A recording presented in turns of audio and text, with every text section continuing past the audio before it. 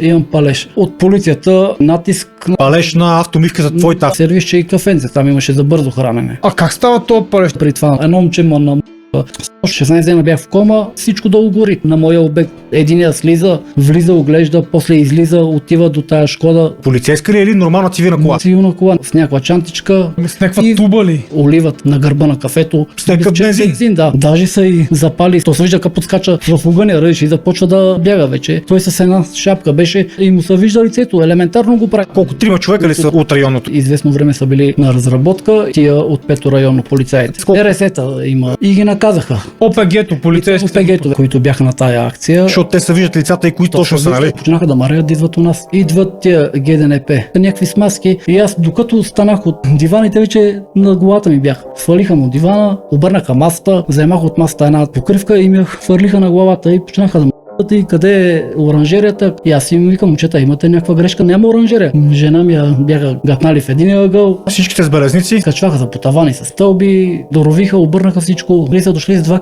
кг да го и подхвърлят. Какво? Да. Смичи опашки ме вързах. Арестуван си. Задържане. Вземаха на камерите устройството, заминаваме в пето. Тук в София в пето. Имаш там един барзашки. Той дойде така с главата си, опря до моята глава и сега ще виж какво ще се случи с вас. В една килия само от тях, а мене в отделна килия. И ми казаха, че няма да излезе 2 години минимум от районното. И си заминаха. Какво става после с тия полицаи? Един е станал защитен и е казал кой ма е поръчал. Свързани лица са. На пето началника Максимов, стакларя някакъв, който си е бил някаква фигура в София, едни под домашен, ги пуснаха едни под 5000 лева гаранция. Това направо се едно 90-та година. 90-та? Мутренските години, Аз човек, от си всекъде. казвам, гледай какво случва, човек, в каква държава живее. Да решат ли да тареят, ври доказвай, че не си виновен. След акция в София и Ловеч са задържани 7 души за наркотици и корупция, сред тях и служители на полицията. Всички те са участвали в организирана престъпна група за разпространение, подкупи и палеж. За бандата разследващите знаели от година и половина, когато при умишлен палеж изгоряла административна сграда в Ловешка област. Полицай е участвал в палеж на сграда в Ловешка област. Говори свидетел по делото, чието имоти са били запалени в ловешкото село Турос през юни. Страдалия, който му е изгорял тук заведението и автомивката, то се вижда тук следи. Бях събуден от моя шурек в 12 през нощта, че е видял тук, че гори и дойдох. Потърсиха ма. Да, аз искам да разбера откъде, кой, какво направил, платил, така направиха с мене. Корупция в редиците на полицията. Как е възможно хора от системата да станат част от престъпния свят? И колко дълбоко стига тази схема? Пострадал от организираната престъпна група от полицаи на пето районно в София застана пред камерата. Мъжът разказва за натиск, палеж на автомивката му и подхвърляне на наркотични вещества в неговата къща. Ексклузивно, на гости при братята.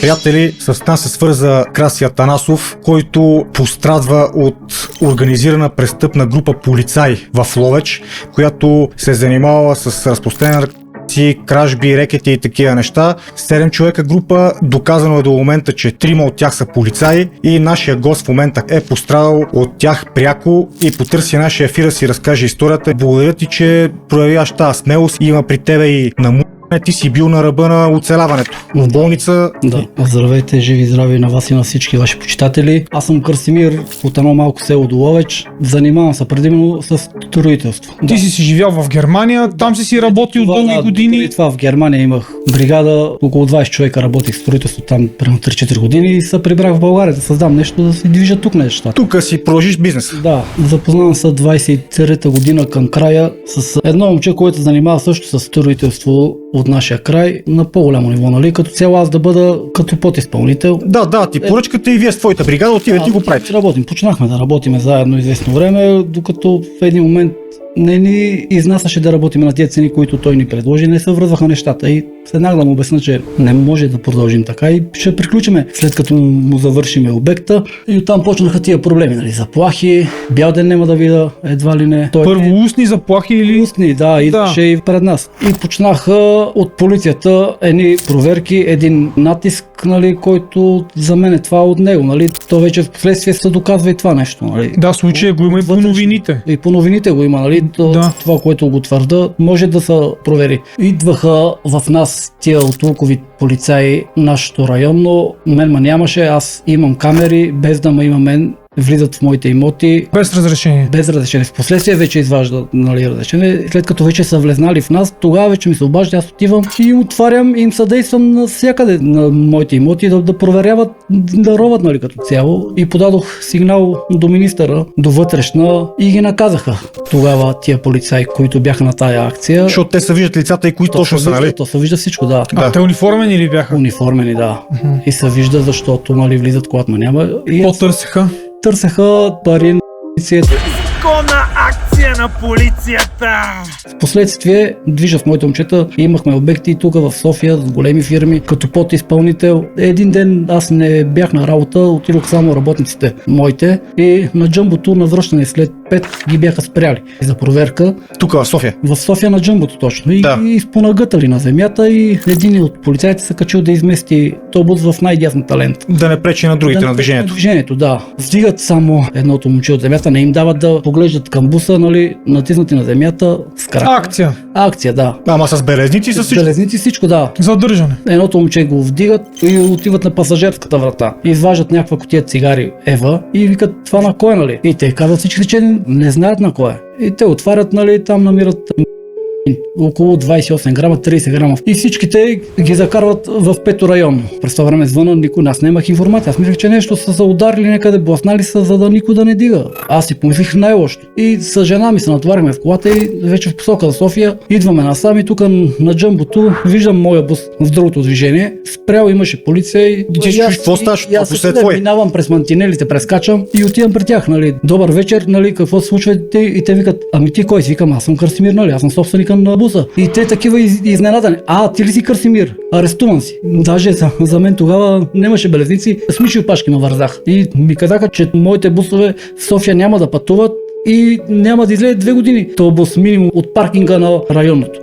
Подхвърляне на кутия с цигари! Заминаваме в Пето и виждаме останалите момчета. Тук в София в Пето. В Пето, да. Да. Имаше там един бързашки, беше, да, точно така, един с гола глава, той беше много агресивен. Момчета бяха в коридора на Пето, всички на земята. И аз влизам, викам, бате, се едно сме убийци. Нали, какво случва? Той дойде така за главата си, опря до моята глава и това вика, ние не сме тия полицаи от Луковит и ги затвориха в една килия само тях, а мене в отделна килия ме оставиха, нали, и започнаха да ги разпитват тях и да ги натискат вече, да кажат, че тия са били мои. Да те изпеят, да те нагласят. А ние съзнаем момчетата, в смисъл те са стабилни. Те казаха, нали, ние не мога да кажем, че са негови. Ако са евентуално негови, нали, нека си носи отговорност. Ние не сме видяли той да ги оставя там. Ти нямаш файда да нагласяш твоите хора, с които Нема, работиш, човек. точно. Това е нелогично. Нема логика аз да ги Естествено. оставя. И какво става? Той стана агресивен и срещават. Идваше, нали, да ме извиква да се бием, да ме провокира. Сега ще виж какво ще се случи с вас.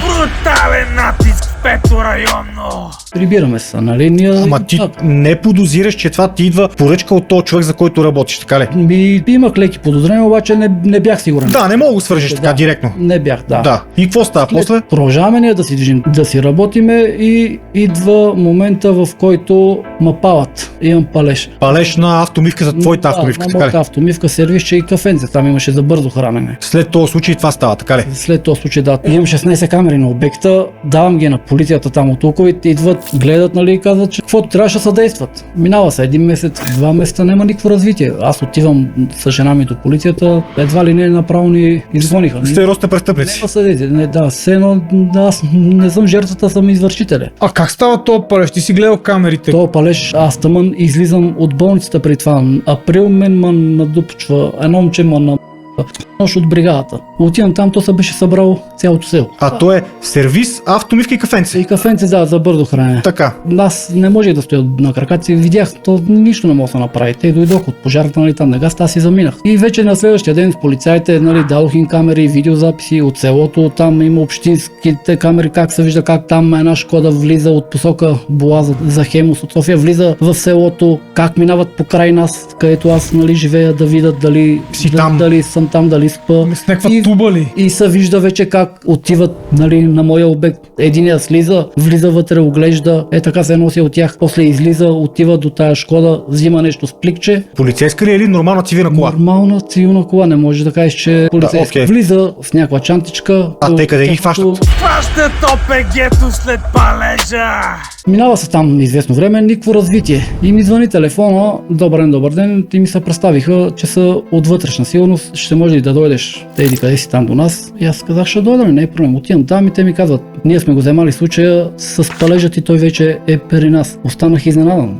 При вътрешна полиция. От вътрешна. Знам, че тия хора не се занимават с палежи, такива неща, прямо дребни, те се занимават с други престъпления, по-сериозни. Обаче те ми казаха, че са ги следили, от известно време са били на разработка и са чули как се коментира за моя палеж в Турос. Тия от 5-то районно полицаите. РС-та има. Да, колко? 3 човека ли са от районното? От районното, да, 3 човека, включително и тая полицайка Милена Ботева. Те така ми казаха, че имат, нали, там доказателства безспорни, но викат, ти ще го пазиш в тайна и ме заведоха в съда да дам показания пред съдия, че няма да го споделям докато не приключи, нали, това тяхно разследване. Питаха откъде започват твоите проблеми, с кой са карали, така нататък. Да, ти разказваш. Всичко съм разказал на съдията и съм го пазил в тайна до декември, докато ги задържаха. И тия от вътрешна ме извикаха и ми казаха: Споразумение с вътрешна сигурност!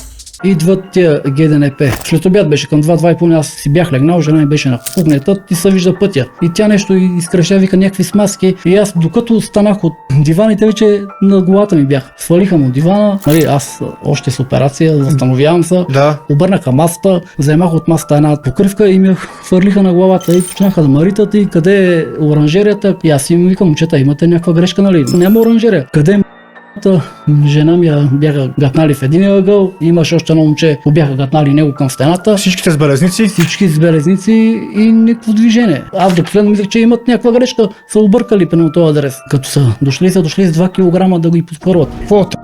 Да. А, това са същите тия, които поръчват и палежа. ГДНП вече не знам. В последствие ми казаха, че са от 2 райони имат общо с моя случай. Така, почват да разпитват къде е оранжерията, къде е оранжерията. Че не знам, нали. Те ме това. Аз им обяснявам, че съм в операция, нали, да бъдат по-внимателни, това, обаче никой не те чуе, бате. Те си знаят тяхната. И ми звъни телефона, го чувам, нали, в един от ъглите там на стаята. Единия от тях го е вземал и вика: я вижте кой звъни. Като видяха кой звъни, вече спряха да ме и вече бяха по-така... Ема те дигнаха ли телефон? Не, те го вземаха и излязоха навън. И явно да го покаже на някой. Вижте, и излязоха навънка. Кой му звъни, разбираш ли? Да. А ти как си го кръстил? Аз съм го написал: ГДНП влиза с 2 кила багаж! Каза някакво на какъв е този случай преди палежа? На да, малко преди палежа с един от моите работници. Аз съм му помогнал много. Имахме скандал заради там някаква работа, бяха щупили някакви платна и аз им направих забележка. То се вижда също на видеозаписа, който са го вземали полицайите, как ме тук в корема на 4 места и тук в гуща един път. Аз отивам при него да говоря и започваме да говорим. Той ме бутна, сблъснахме се и почнахме вече да се утваме и той извади. Той е бил подготвен. Той затова си е дошъл. Той е по-малък от мен, може би 7-8 години. Извади го, това нещо не съм очаквал. Има на 4 места и в гуща и я бях. Покажи тук тая да я видим. То се вижда. Да, верно се вижда. И откарвам вече моята жена в Луговит в бързата. Оттам те видяха, че не могат да ми помогнат и им направо за Плевен. И там вече изпаднах в кома 16 дена. Те са ме отворили, изкарали сме всичко, защото съм имал вътрешно кръвоналиване нещо. Вътрешен кръвоизлив. Вътрешен кръвоизлив, да. Ага. После вече още няколко месеца бях под наблюдение, пак операции, защото бях с турбичка. Ми беше изкарано дебелото черво. Да ми го вкараха и така. Аз чувам, че така трудно говориш. Трудно ми е, да, и процес на възстановяване съм. Това си е направил опит за опит. От всякъде. Какво става с този човек сега, бе? Задържат го там тия полицаи нашите и го държат 8 месеца. В ареста? В ареста, следствен. И малко преди Нова година ни уведомиха, че са го пуснали. Чакай, бе, те го има на запис, бе. Имало, да, то е доказано. Има кръв там, под дрехите вземаха ДНК, всичко е доказано. Как така на свобода? Так освобождават престъпника! Има едно момче, който работи при мен, той е в парното ми помещение, той е клошарче, мисля тук от София съм го прибрал, ама си е от село преди това. Той си беше там в това помещение, му намериха в него някаква малка там за една цигара или нещо това е. То е за лична употреба. Нищо друго, разбираш. И телефона на кошера на това момче, което е при мен, нали, като го задържаха в районното, и аз отивам на следващия ден, нали, да го взема, и той вика, че му няма неговия телефон. Звъниме ние и ни дигат от Боаза на Лукойл, от една бензиностанция до Хемуса, на нас на 5 км. И те викат, да, нали, викам, откъде го имате от телефон? Викам, ние го намерихме с нощи в коша за буклук. Да, бе. Тези полицаи, които влязоха, са го вземали и са го изхвърлили там. И аз казах на тия от вътрешна, те отидоха, свалиха камерите и са виждали как го изхвърлят телефона. Тия как бяха? ГДНП. Изхвърлят телефона в коша. Смятай, човек, докъде може стигне. И някакъв човек, дето е кошар, ти си го взел да го приютиш, да не е на улицата. Той е болен, едва диша, разбираш, аз съм го взел там в парното едно такова помещение и съм го пуснал. Сега той, че си да съгрее, че си употребява, мен това не ме интересува. Ма не, нито е намерил нещо в количество да кажеш. Там са му намерили за лична употреба, който той си казва, че в неговите там неща го намират. Да. Това е. Идваха с куче, даже там от Плевен чакахме да дойде някакво куче, рови, обърна с цялата къща. Арестуват безобиден клошар! А някакво обещетение за тия щети, които са ти нанесли с палежа, имаш ли? Идва сега експерт, който измерва оцени там, нали, колко материали са влизали в кафето, в автомивката, и сервис, че има до тази автомивка отзад, който е на около 20 метра 30. Добре, че той не изгоря. И аз ще да Добре, питам. че той не изгоря. Дали не се е запалил? Иначе всичко друго пепел. И съседната къща изгоря, на комшията там покрива до мен изгърмя на леля ми до грамата от топлината, нали, там, която се беше развила високо. А добре, са тия хора няма ли са държавата? Ще им дадат обещетение и на тях, нали, сега като цяло, защото те са потърпевши. Оцениха и на тях, нали. Ама то реално кои Тяхните съдите щети. държавата, така ли? Те държавата Не държавата, ние съдиме извършителите. самите полицаи. Полицаите съдиме, да. И го оцениха и сега ще видим, ще съдиме. Ти имаш и застраховка някаква? Нямам застраховка. Не си имал? Не съм имал застраховка. Дела водят ли се или те първо ще се водят? Водят са, има полицаи, които са станали свидетели защитени, да са казали откъде идва всичко. И колко човека съдиш се едно? Общо? Те сега са, колко ми казаха, 7. Били са задържани там 15-16. Като обещетение, колко искаш да вземеш? За колко ще ги съдиш? Да си взема най-малко това, което съм вложил. Да. Ама колко пари искаш? Обещетение след палежа! А жена ти, бе, човек, аре ти мъж, нали? Ама жена ти как е, психически добре ли е? Не го пожелавам това на никой, дет ние го преживяхме тук последните година и половина. Малко хора ще издържат на това напрежение. Постоянен тормоз година и половина. Напрежение, да. И натиск от системата. Нали, разчитаме реално на тях да ни защитават, да ни пазят. Реално да. Тоест това е скандално това нещо. На тях. Да. А те какво? Те са като организирана престъпна група. Те тъгатат и таредат. И в крайна сметка 3 са само от ОПГ-то, така ли? 3 или 4 полицаи и вече е имало такива като тия стъклари, аз не ги знам, не ги познавам тия лица. Тук по София ли са тия? София, да, някакви лица, които са били под чадър на началника, на тия от 5. Ама те са направили там не знам колко престъпления, няколко вече. И това им го прикачват, защото са го чули как го коментират. Взели са пари. И това е страшното, че нормален човек може му се случи това нещо, който дори не е набъркан с криминалния свят. Нормално, че аз нали не казвам, че съм цвете замерзен, ама никога не са ми намирали у нас вещества и или както са ме спирали много пъти да ми правят тестове, никога не е имало нещо. Чист като цяло. Може да съм закарал, да сме събили там нещо. На село знаете как е. Естествено, ти пиеш 2 ръки, бат, може скучиш на някой, да бе, това е нормално. Ама нема кой от нашето село да ме поръча на такива хора на такова ниво. Ние се знаем. Нямам такива хора душмани, как се казва. Врагове нямаш? Нямам такива, да. Нямам. И твоя бизнес не е нито някакъв голям, нито разполагаш с някакви ебати парите, че такъв рекет брутален. Просто пари са взимали, за да те натиснат. Да ме натиснат. Просто те си вземали пари да свършат поръчката. Намират множество пари и на и си викам, добре, значи те ги търсеха в нас тия неща. А ги намериха в полицаите, в тяхните жилища. Гледай в какво случва, човек, в каква държава живеем. Това направо с едно 10-та година, утренските години, човек. Си казвам, да решат ли да тареят, нема застрахован човек. И сега си по затвори. Аз съм в затвора. Ври доказвай, че не си виновен. Тоест ти сега си искаш обещетението и твоята битка е да ги видиш тия хора в затвора ли какво? Да има наказание. Те, че няма да влязат в затвора, няма да влязат. Да не бъдат повече полицаи. Това достатъчно ли вече? Достатъчно, да не бъдат в системата. Защото в системата нямат място такива полицаи. Те са корумпирани. Как може с кола на полицията служебна да пренасят тия в един район, вече да се пръска там кой ще провери патрулка? Да. То това е най-сигурният превоз. Накрая ти някакво послание да кажеш. Ако имат натиск от такива хора, да не си мълчат и да търпят, просто да подават сигнали. За да бъдат наказани такива хора, дето живеят в тях, неизвестен свят и че се случва това, което те кажат. Защото те използват гърба на системата и си мислят, че няма какво да стане Няма като какво да се случи, обаче са полицаи, влизат. ама има и по-високо ниво на има полиция. ниво, да, на по-високи етажи, които действат. Жив и здрав. Благодаря ви и аз на вас. Бързо това, че ме възстановяване. слушахте. Живи и здрави всичките и това е.